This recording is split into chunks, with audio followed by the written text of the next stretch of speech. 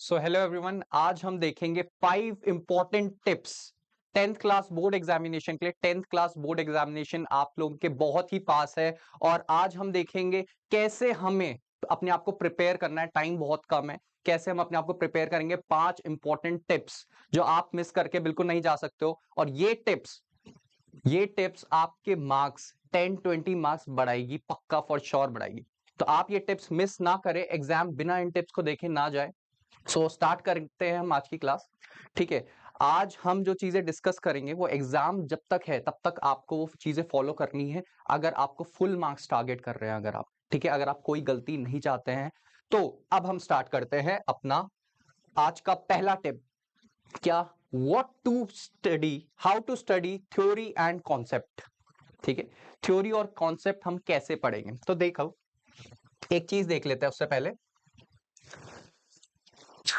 आपके पास आपके बुक में जितने भी चैप्टर्स है ये सारे सब्जेक्ट के लिए, ठीक है, ये जो चीज हम डिस्कस कर रहे हैं ये सारे सब्जेक्ट्स के लिए होने वाली है। तो आपके पास जितने भी चैप्टर्स है, आई होप सबने आप थ्योरी पढ़ ली होगी।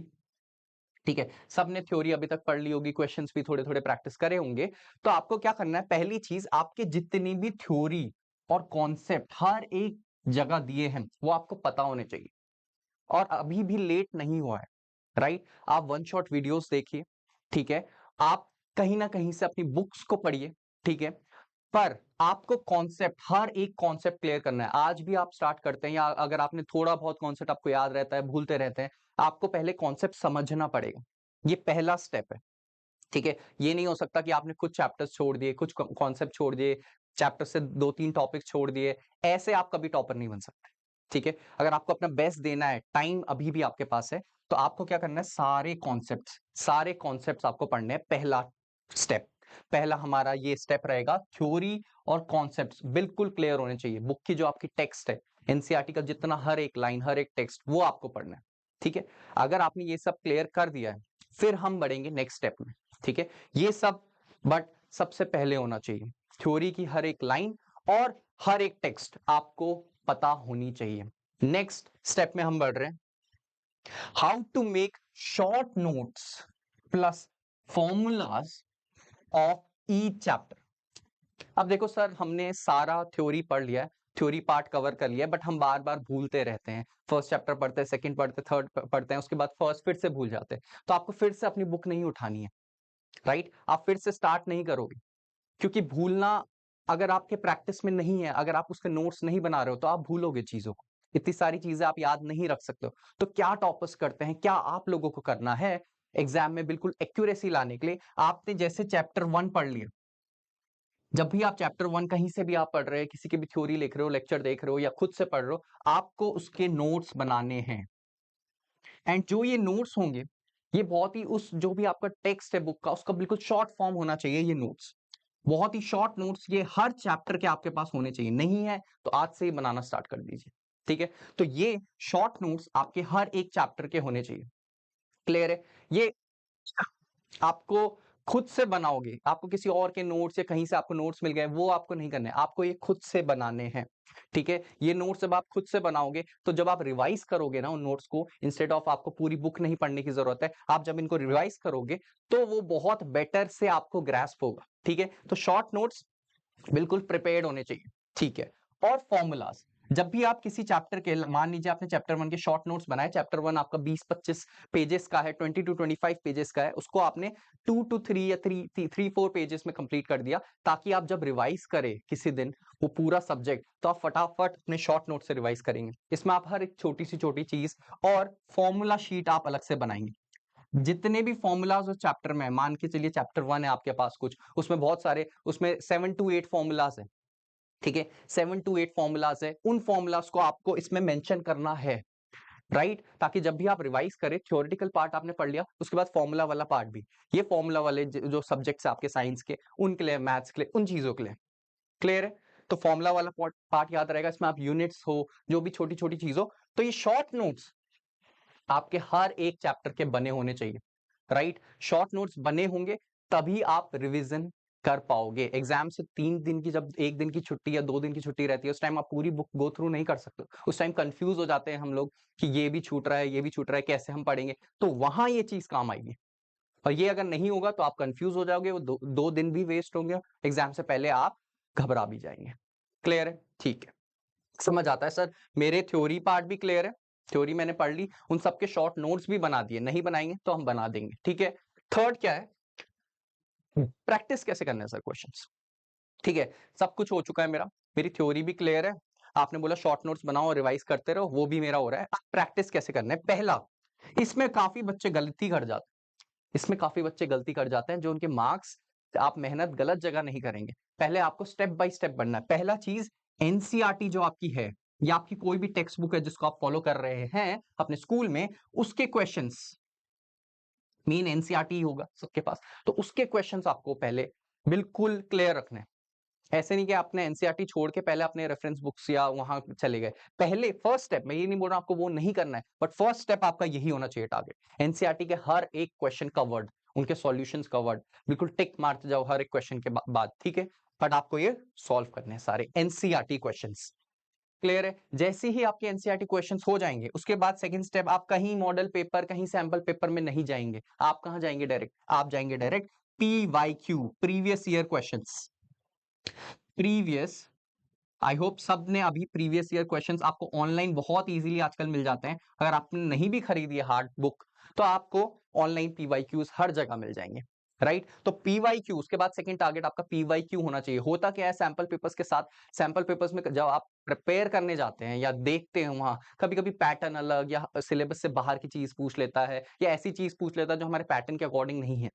इसीलिए पहले प्रेफरेंस आप इसको देंगे, उसके बाद आपको जितने सैंपल पेपर्स करने हैं कर लेना। तो ये जो 3 स्टेप अभी तक हमने डिस्कस करे हैं, अब बाकी 2 इंपॉर्टेंट स्टेप अभी भी आपके सामने हैं। ठीक है, 3 स्टेप जो अभी तक डिस्कस करे उसमें सर थ्योरी कंप्लीट, उसके बाद वो थ्योरी पढ़ना ही सब कुछ नहीं था, उसके बाद हमने शॉर्ट नोट्स भी बनाए हैं, उसकी इंपॉर्टेंस देखी। थर्ड, जब क्वेश्चंस प्रैक्टिस करेंगे, पहला 2 टारगेट मेरा ये रहेगा, एनसीईआरटी क्वेश्चंस और पीवाईक्यू क्वेश्चंस इधर उधर, उसके बाद पहले ये चीज आपको बिल्कुल क्लियर रखनी है 100%। समझ आया? इससे क्या होगा, पीवाईक्यू करने से आपको आइडिया भी लग जाएगा और कि कैसे टाइप के क्वेश्चंस आएंगे, कौन से चैप्टर से कितने क्वेश्चंस आते हैं, इसकी अलग से आपको कोई रिसर्च करने की जरूरत नहीं पड़ेगी। ठीक है, क्लियर है? अच्छा, now how to attempt exam. क्या होता है ना, देखो, मेरे पास अगर 10 बच्चे हैं, 10 बच्चों ने एक जैसा प्रिपरेशन करा है, एक जैसी चीजें फॉलो करी है और बिल्कुल सिंसियरली पढ़ा है, उसके बाद भी कुछ बच्चे ज्यादा स्कोर कर जाएंगे। एंड इस चीज से, ये जो फोर्थ पॉइंट हम डिस्कस कर रहे हैं, ये बहुत बड़ा इंपैक्ट लाएगा कि हमने क्वेश्चंस कैसे अटेम्प्ट करने हैं, how to attempt exam. Exam day आ गया है, सब प्रिपरेशन कर दिया, हर एक बच्चे ने प्रिपरेशन कर दी है, बट कैसे कोई एग्जाम को अटेम्प्ट कर रहा है वो बहुत इंपॉर्टेंट है। और आज हम देखेंगे कैसे हम अपने 5 से 10 मार्क्स बढ़ा सकते हैं। पहली चीज जो मैं सबको सजेस्ट करूंगा, अपनी जो नोटबुक है उसमें स्क्रिबल ना करे, कट ना मारे, कुछ गलती होती है तो कटिंग इतनी ज्यादा आपको स्क्रिबल नहीं करना है, ये एग्जामिनर को डिस्टर्ब कर सकता है। मैं ये नहीं बोल रहा एग्जाम आपने सही लिखा है उसके बाद भी वो डिस्टर्ब होकर गलत मार्क्स देगा, बट इंपैक्ट पड़ता है। तो आपको क्या बिल्कुल क्लियर रखनी है। आप मान के चलो फर्स्ट क्वेश्चन कर रहे हो, फर्स्ट पार्ट किया आपने, फिर सेकंड पार्ट किया, फिर थर्ड पार्ट किया, ऐसे मत कर देना, इसका फोर्थ और फिफ्थ पार्ट भी है, बट कुछ बच्चे क्या कर देते हैं, यहीं से सेकंड का फर्स्ट पार्ट फिर से स्टार्ट कर दिया, फोर्थ फिफ्थ छोड़ दिया। ठीक है, मैं आपको सजेस्ट करूंगा आप स्पेसिंग छोड़े उसके लिए, क्योंकि एक सीक्वेंस से जब एग्जामिनर चेक करता है, ठीक है, एक सीक्वेंस से जब एग्जामिनर चेक करता है तो बहुत स्मूथली चेक करते हुए आता है। जब आप जंबल करके चीजों को, जितना कम हो सके जंबल करके रखना, पहले फर्स्ट का आपने सेकंड कर दिया, फिर आप फोर्थ का सेकंड कर रहे हो, तो जंबल ये चीजें होती है एग्जाम में, तो आपको ये थोड़ा सा कम करनी है। आई नो पहले आपको वही अटेम्प्ट करना है जो आपको आता है, बट ये चीज आप प्लीज फॉलो करें। और जब भी आप फर्स्ट का फर्स्ट क्वेश्चन लिख रहे हो, मान लो 2-3 लाइन, इसके बाद स्पेसिंग जरूर छोड़ दिएगा। ठीक है, या कोई भी यहां से सेकंड मत स्टार्ट कर देना, आपको नर्वस नहीं होना, बहुत आराम से। ठीक है, आपको स्पेसिंग छोड़ छोड़ के काम करना है, ये बहुत बड़ा इंपैक्ट रहेगा आपको, एग्जामिनर जब मार्क्स देगा उस चीज में बहुत बड़ा इंपैक्ट करेगा ये। ठीक है, अब क्या है, आपने पहले पहले क्या किया, सारे क्वेश्चंस अटेम्प्ट कर दिए। एक और इंपॉर्टेंट चीज मैं आपको बता रहा हूं, ये आपको ध्यान रखना है, सुनना है ढंग से। आपने सारे क्वेश्चंस अटेम्प्ट कर दिए, let's say total questions exam में 50 आए, 50 में से आपने 35 बिल्कुल अच्छे से अटेम्प्ट कर दिए, बच गए 15 क्वेश्चंस और आपके पास टाइम भी बचा है। ध्यान देना, टाइम भी बचा है। पहले तो आपने जो 35 शॉर्ट थे वो आपने कर लिया, अच्छी स्पेसिंग कर दी, नीट एंड, देखो सबकी राइटिंग नीट अच्छी नहीं होती, सुंदर नहीं होती है, बट आप स्पेसिंग देके कम से कम साफ तो लिख सकते हैं। ठीक है, अच्छा होना साफ होना बहुत अलग चीज है। तो साफ हर बच्चा लिख सकता है, उसकी राइटिंग कैसे भी हो, स्पेसिंग दे रहा है अगर, हर लाइंस छोड़ रहा है, ठीक है, ये चीजें आपको मेंशन करनी है। अब आपने सिर्फ 35 क्वेश्चंस कर पाए, आप 50 में से सिर्फ सर 35 क्वेश्चंस हो पाए। अब आपको क्या करना है, वो जो 15 क्वेश्चंस बचे हैं बाकी और आपके पास टाइम भी बचा है, ये आपको अटेम्प्ट करने हैं। सर ये तो आते ही नहीं है, अटेम्प्ट कैसे करेंगे? देखो, जो भी वो टॉपिक हो, जो भी वो टॉपिक हो, लेट्स से आपके पास कोई फोर्स का टॉपिक आ रहा है, फोर्स के रिलेटेड उसने वो क्वेश्चन पूछा और आपके पास टाइम है, right anything about force. Sir उसने तो यूनिट पूछी थी, मैं कुछ और क्यों लिखूं? क्योंकि क्या होता है, स्टेप मार्किंग मिल जाती है। ठीक है, स्टेप मार्किंग मिल जाती है। मान के चलो आपके पास न्यूमेरिकल है, ये तब मैं बात कर रहा हूं जब आपके पास टाइम है। मान के चलो आपके पास न्यूमेरिकल आया है और आपको उसके बारे में कुछ नहीं होता, एटलीस्ट फॉर्मूला तो लिखिए। ठीक है, स्टार्ट तो करिए उससे, गिवन तो लिख दिए टर्म्स। क्या पता 3 मार्क्स का क्वेश्चन हो, आधा मार्क्स मिल जाए, 1 मार्क्स मिल जाए, कुछ मिल जाएगा। राइट, तो छोड़ना नहीं है। ये कब की बात कर रहा हूं, जब आपके पास टाइम है, छोड़ना नहीं है आप। ठीक है, आपको छोड़ना नहीं है। ये 15 क्वेश्चंस भी आपको अटेम्प्ट करने हैं। जो भी आपको उस टॉपिक के बारे में आता है आप लिखिए, अटेम्प्ट करिए, मैक्सिमम अटेम्प्ट करिए। छोड़ के नहीं जाना है कि अब तो नहीं आता है बाकी के क्वेश्चन, तो हम नहीं करेंगे। ठीक है, ये रहता है टॉपर्स का माइंडसेट और ये आपका भी रहेगा, तभी आपका एग्जाम बिल्कुल अच्छा जाएगा एंड आपके मार्क्स बढ़ेंगे, फॉर श्योर बढ़ेंगे। ठीक है, अच्छा, तो चारों टिप्स हमने देख लिए। थ्योरी पढ़ा सर अच्छे से, अभी भी पढ़ते रहेंगे। उनके शॉर्ट नोट सर जरूर बना दिए, क्योंकि अगली बार जब मैं रिवाइज करता हूं तो उन शॉर्ट नोट से ही करूंगा, ताकि जल्दी से हो जाए, बार बार मुझे टेक्स्ट बुक पढ़ने की जरूरत नहीं है। और थर्ड क्या है, क्या हमने डिस्कस करा था? थर्ड, मेरी थ्योरी हो गई, वो हो गया, शॉर्ट नोट्स बन गए।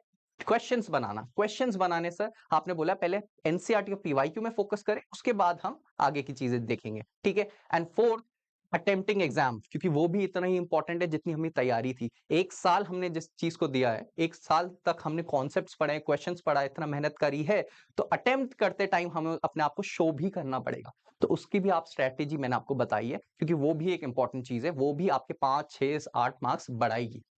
क्लियर है? Last tip, important tip. Important tip क्या है? अब आपके एग्जाम्स आएंगे, पहला एग्जाम जाता है, दूसरा जाता है, कोई खराब चले जाता है, कोई अच्छा चले जाता है। आपको होप और कॉन्फिडेंस, अपना कॉन्फिडेंस कभी डाउन नहीं करना है। ठीक है, आपका पहला एग्जाम खराब गया, उसके चक्कर में आपका दूसरा एग्जाम, उस पे उसका इंपैक्ट नहीं आना चाहिए। कॉन्फिडेंस और आपको पॉजिटिविटी मेंटेन करनी है। कोई बात नहीं, कोई बात नहीं, अगर आप फुल मार्क्स 100 मार्क्स स्कोर नहीं कर पा रहे हैं, ठीक है, वो मैटर नहीं करता। बट क्या आपने पूरा अपना 100% पोटेंशियल दिया था, 100% आपने अपना टाइम इन्वेस्ट करा था। एक ही बार टाइम मिलेगा आपको बोर्ड एग्जाम देने का, सिर्फ एक टाइम। ठीक है, तो वो आपने उतना इन्वेस्ट करा या नहीं? 100 मार्क्स भूल जाइए, बट आप अपना बेस्ट दे पाए कि नहीं? ये नहीं होना चाहिए एग्जाम खत्म हो गया और आप बोलो अगर मैं चाहता तो पढ़ सकता था 2 महीने, अगर मैं चाहता तो 1.5 महीने पढ़ के इतने मार्क्स ला सकता था। वो चीज नहीं होनी चाहिए। मार्क्स आपके कम आए कोई बात नहीं, पर आपने मैंने बेस्ट दिया, मैं एक बार बोर्ड एग्जाम देने जा रहा हूं, मैं अपना बेस्ट दूंगा। क्लियर है? ये आपकी 5th इंपॉर्टेंट टिप, और यही आपके पास अलग से कोई टिप्स नहीं होती एग्जाम या मार्क्स गेन करने की। यही टिप है जो आपके टीचर्स, आपके बैचमेट सब समझाते हुए आ रहे हैं, आपके पेरेंट्स समझाते हुए आ रहे हैं, और यही एक रास्ता है, कोई शॉर्टकट ट्रिक नहीं है। बस हाँ, थोड़ी थोड़ी स्ट्रैटेजीज जो मैंने आपको बताई है वो आपको फॉलो करनी है। तो बेस्ट ऑफ लक सबको अपने बोर्ड एग्जाम पे। किसी को भी कोई डाउट, कोई और क्वेश्चंस, कोई और स्ट्रेटेजी चाहिए तो आप कमेंट करके मुझे जरूर पूछेंगे। तब तक के लिए bye bye, study hard, take care.